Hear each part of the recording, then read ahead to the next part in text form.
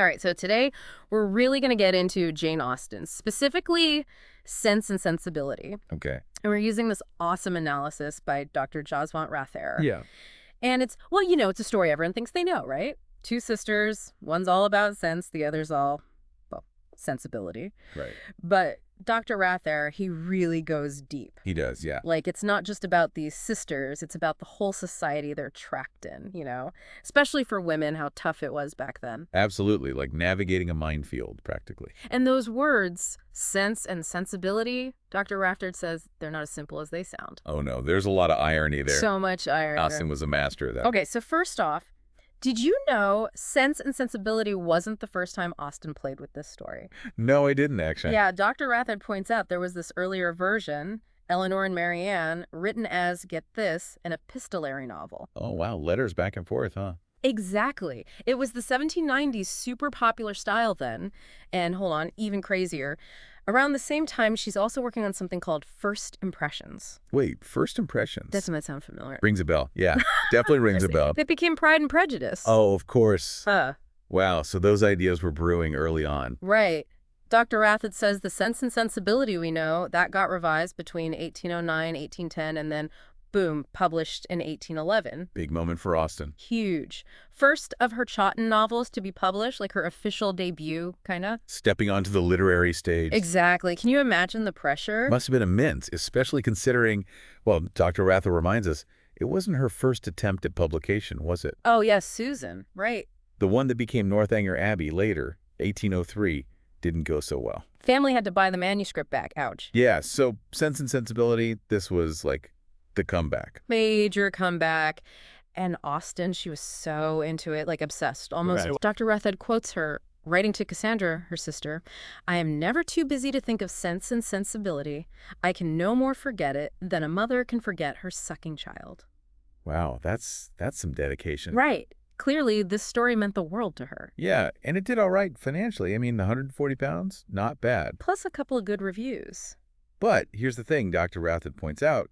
The reviewers, they kind of missed the point. Totally. They focused on this, like, super basic idea. Discreet, quiet good sense is good. Anything too emotional, too much susceptibility, that's bad. Like a how-to manual for women. Be quiet, be sensible. Exactly. Yeah. They missed all the irony, the deeper stuff Austen was doing. Okay, so right from that first sentence, Dr. Rathed says it's one of the most ironic things Austen ever wrote. Which one? The family of Dashwood had long been settled in Sussex. On the surface, pretty normal, right? Yep, but Dr. Rathed says, we gotta think, what did family mean back then? What did settled mean? Oh, I see. Yeah, like landed gentry, inheritance, all that. Right. It's about lineage, land passing through sons. That's how you're settled, you're rooted. Makes sense. But the Dashwoods we meet, the mom and 3 daughters. Not exactly fitting that mold. No claim to Norland at all. So, not settled at all, really. Irony alert. Big time. Dr. Rathed explains how they get dispossessed. It's all down to this old gentleman, no direct male heir.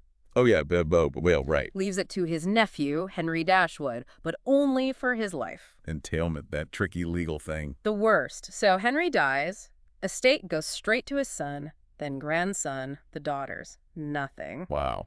And Dr. Rathed says this is Austen's big worry, how women could lose everything, their home security, just like that. She knew it firsthand, being a clergyman's daughter. Yeah, exactly. Her family's fate was tied to her father's life. Scary stuff. Yeah, very real fear back then. And it's all over Austen's work. Think about the Watsons. She never finished it after her dad died. Wait, interesting. Or Pride and Prejudice, the Bennets, they're on the Longbourn. Ironic name, right? Because they won't be there long. Eventually it goes to Mr. Collins, that cousin. Mr. Collins. So Dr. Rathed says these women, they're made nomadic, can't settle, even if their estate is called Norland. No land for them, essentially. Exactly. And this vulnerability, this is where Claudia Johnson comes in. Dr. Rathed highlights her point. Oh, Claudia Johnson, yeah, she's sharp. She's like, Austen's showing us how messed up this whole family ideal is for women. Like, it's supposed to be this safety net, but it's full of holes. Huge holes. We see it with John Dashwood, Wow. right?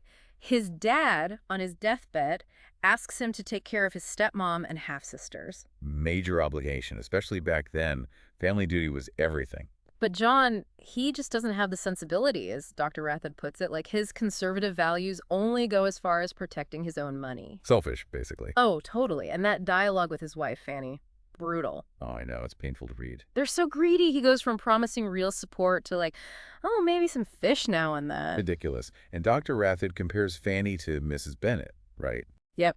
Mrs. Bennet never really gets entailment, but Fanny, She knows it inside out and uses it to her advantage. she's like, Norland's practically my son's already. Wow. So the Dashwood women, they end up relying on strangers, Sir John Middleton, Mrs. Jennings, way more than their own family. That's harsh. Super harsh.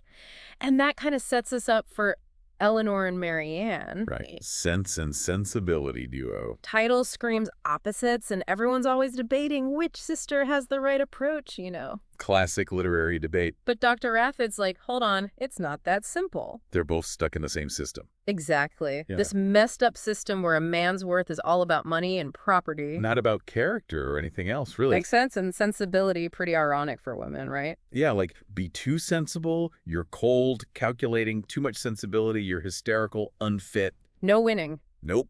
And then Dr. Rathod goes deep into the philosophy behind these words. Oh, cool. Like, it's about how we experience the world through our senses. Locke's idea, you know? Makes sense. Literally. Right. But sensibility in the 18th century, it became about more than just appreciating beauty. It's like moral empathy, feeling what others feel. Deep understanding. Exactly. And Dr. Rathod says this was seen as important for society, especially as things were changing so fast, you know? I think you got to connect with people, even strangers. But there's a danger, too, especially for women. Vulnerable to deception, manipulation. Exactly. And Dr. Rathod brings in Mary Wollstonecraft. She's like, hey, this sensibility thing, it can make women easy targets. Especially if they're financially dependent, no real power. Right, so it's all connected. Everything's connected. Okay, so Marianne, she's fascinating. Right? Oh, totally. Dramatic, passionate. Is she like a revolutionary, embracing feeling or just naive? Good question. She makes you feel for her, even when she's messing up. Right. And Dr. Rathod, he has this cool theory about her name, Marianne. Go on. He says maybe it's a link to the French Revolution, like the female symbol of liberty. Instead of the Virgin Mary, Totally changes how you see her. Yeah. Plus, Dr. Rathod reminds us, Marianne and Austen, both younger sisters, both loved music. Maybe Austen saw a bit of herself in Marianne. Could be. And Marianne, yeah, she's dramatic, but she loves Elinor, genuinely. And she's not always wrong, even if her logic is, well, sometimes off. Right. But Dr. Rathod says her sensibility, it's often straight out of romantic novels. Like she's playing a part. Exactly. But then you get those moments, raw emotion, like when Willoughby dumps her, she cries out. He did feel the same, Elinor. For weeks and weeks he felt it. Heartbreaking. And Dr. Rathod says even Princess Charlotte back then, she connected with Marianne big time. Wow, so it resonated. Huge.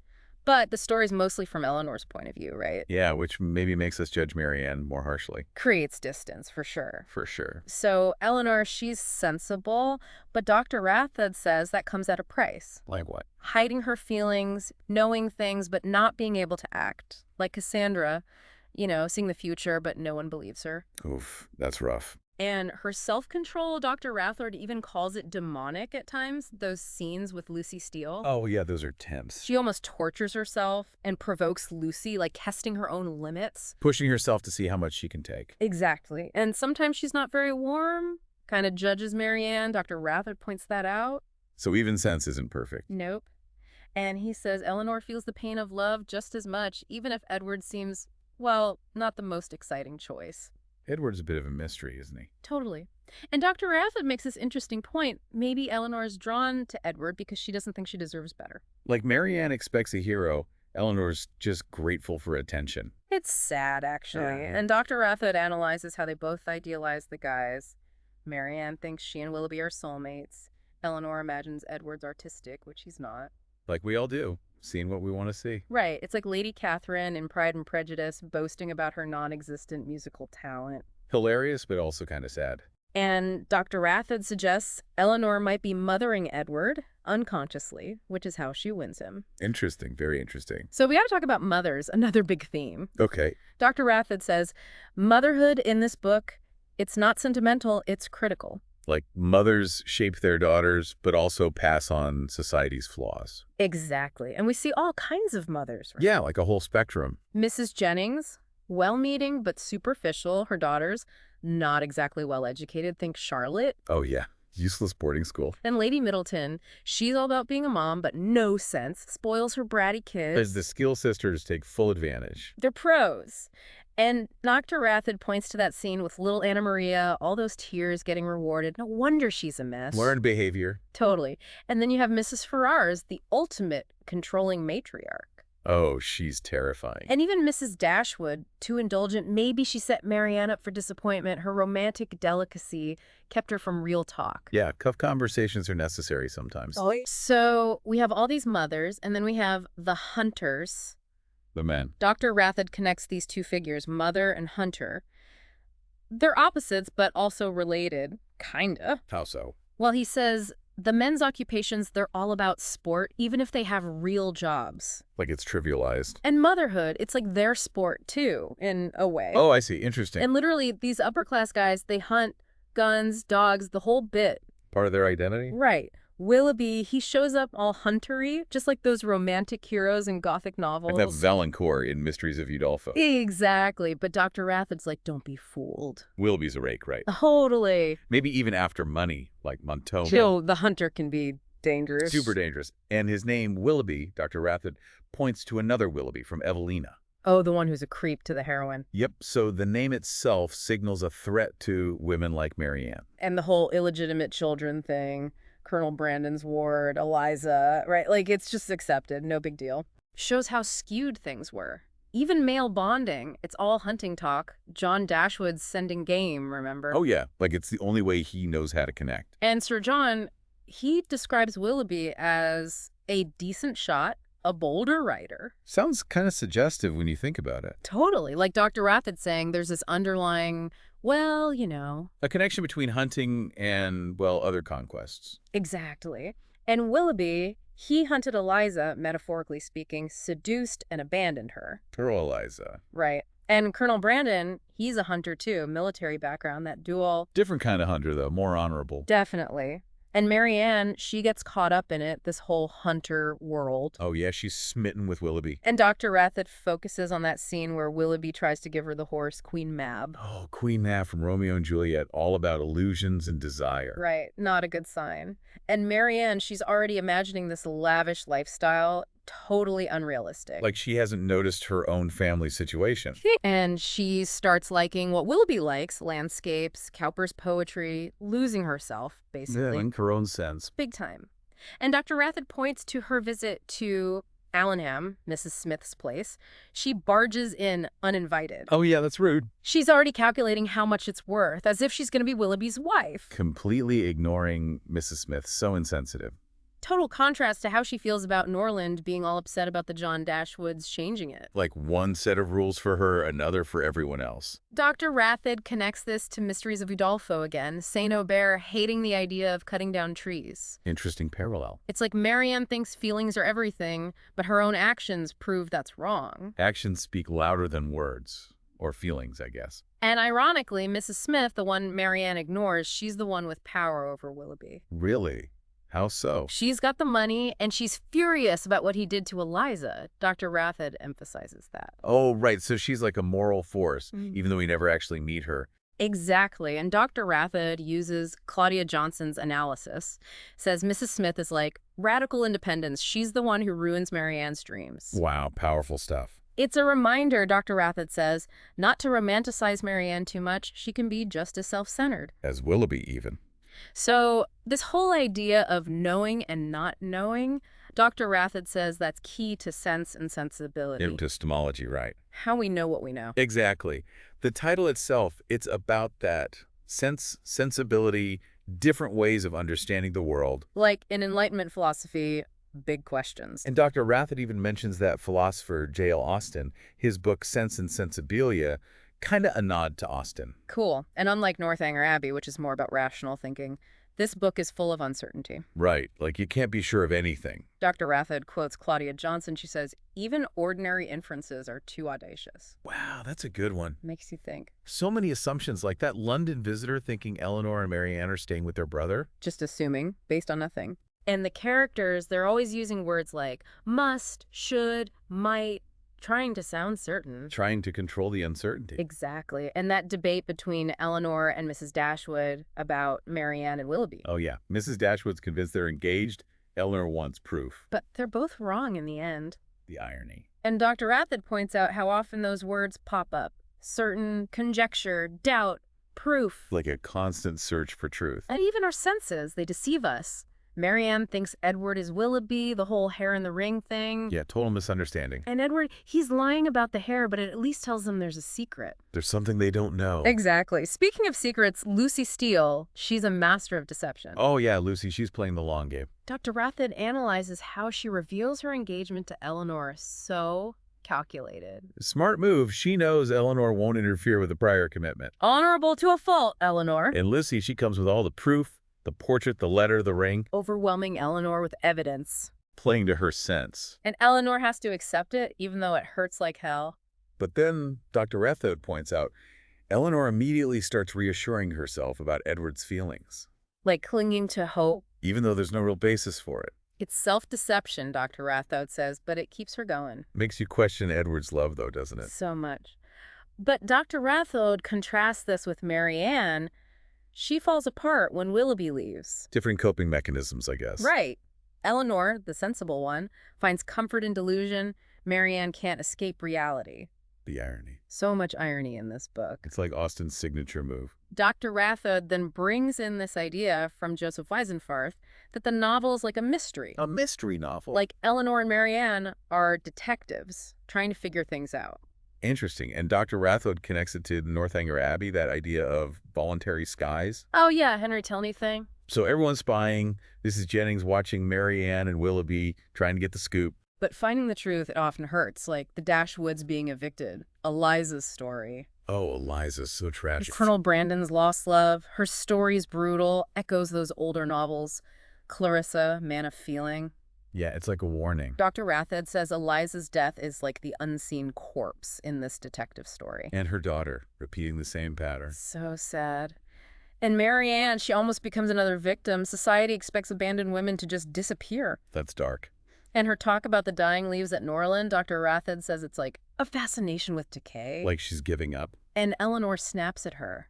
About not everyone loving dead leaves, Dr. Rathod suggests that's significant. How so? Maybe it reflects their own sense of being unwanted, displaced, even their name Dashwood, like dashed hopes. Wow, I never thought of it that way. And those autumnal images throughout the book, it's all connected. Yeah. And Marianne, she's clinging to the past even though she's so young, channeling her sadness into romanticism. But Edward, he rejects that. Dr. Rathod calls him the arch-depressive. Maybe his own struggles make him see the danger in dwelling on sadness. Interesting contrast. Okay, so Dr. Rathod has this awesome idea about the novel structure. He calls it folding. Folding. Like a hinged toothpick case or scissors, two parts connected. Okay, I'm visualizing it. He says there's story A, the story of primate. It's all about inheritance, primogeniture, social rules. Like the official story, the way things are supposed to be. And Marianne seems foolish in this story. Elinor helpless. It's like accept the system. But then there's story B. The story of the second comer, it flips everything. Like an underdog story. Exactly. The lowlies are elevated, the mighty brought down. Cool. And Dr. Rathod points out all these pairs, Elinor and Marianne, the Steele sisters, the two Elizas. Yeah, lots of pairs. And the second one is often more interesting, more active. Think about Elinor being introduced second. Right, and Marianne being the second daughter. And they're from their dad's second marriage. Oh, wow. It's everywhere. Dr. Rathod says primogeniture, that whole eldest son thing, it's presented as stifling. Like, second attachments are better, more alive. And understanding the mysteries, Eliza's fate, Willoughby's secret child, it's about seeing this second story. The stuff that's hidden beneath the surface. And the first edition actually left out the detail about Colonel Brandon's kid. That's what Elinor, the detective, uncovers. Wow. Then Edward gets disinherited. That's when the second story takes over, Dr. Rathod says. Mrs. Ferrars, she messes with the order of things. And it actually frees everyone. How so? Nancy Steele blabs about Edward's engagement. Mrs. Ferrars freaks out. Edward finally rebels. Good for you. He says no to being the dutiful son, decides to make his own way. That takes guts. And Robert, the younger brother, he suddenly becomes the eldest son. Oh, the irony. And he's supposed to marry Miss Morton, who was meant for Edward, but guess what? Oh. Both sons defy their mom. Robert secretly marries Lucy Steele, which frees Edward to go after Elinor. Wow, so everything gets turned upside down. And Lucy, even though she's a second comer, she buys into the system by marrying Robert, the new eldest. She wants that top spot, even if it's with a dud. Dr. Rathod contrasts Miss Morton, such a dead-sounding name, with this vibrant second level. Yeah, like those who embrace the second are more alive. And Willoughby, he chooses Miss Grey, wealthy but Grey, over Marianne, his second love. Again with the names. It's all connected.